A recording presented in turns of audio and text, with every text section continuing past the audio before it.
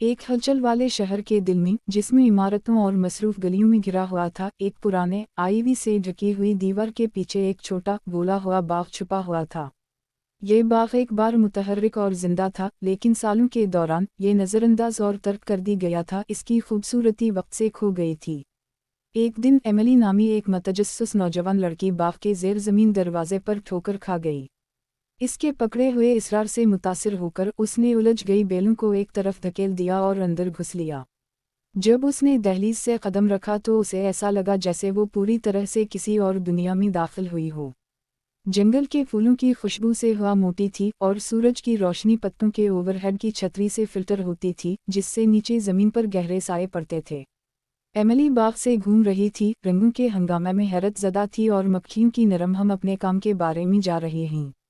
جب اس نے مزید تلاش کی تو ایملی نے دریافت کیا کہ باغ باہر سے ظاہر ہونے سے کہیں زیادہ بڑا تھا۔ وہاں سمیٹ کے راستے تھے جن میں گلاب اور نازک فرن کے بستر لگے تھے، اور اس سب کے بیچ ایک چشمہ کھڑا ہوا، اس کا پانی سورج کی روشنی میں چمک رہا ہے۔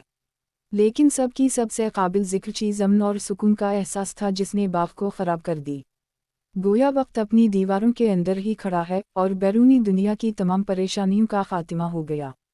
باغ کے رازوں کو ننگا کرنے کا عزم ایملی دن بدن واپس آئے، نظر انداز پودوں کی طرف راغب ہوئے اور زندگی کو ایک فراموش جگہ پر واپس لے گئے۔